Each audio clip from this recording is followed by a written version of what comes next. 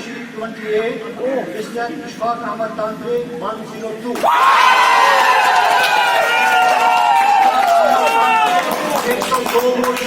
As General Secretary और 6 वोट इसमें से रद्द हुए।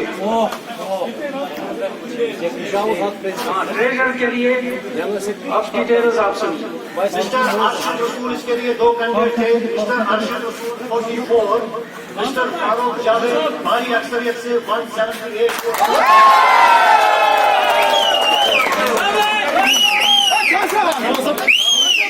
Now we are going for the executive.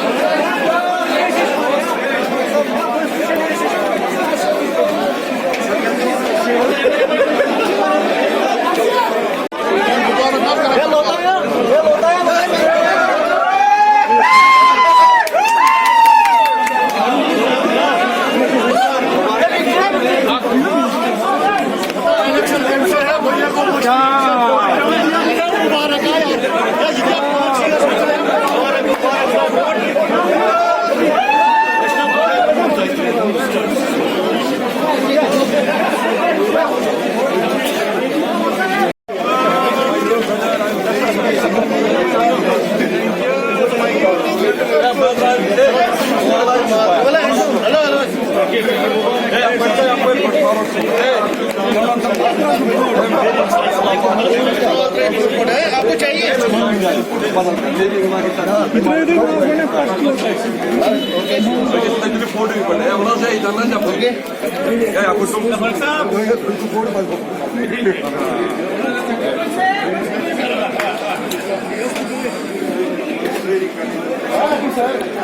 Basu sahab, well played, well played. Thank you very much.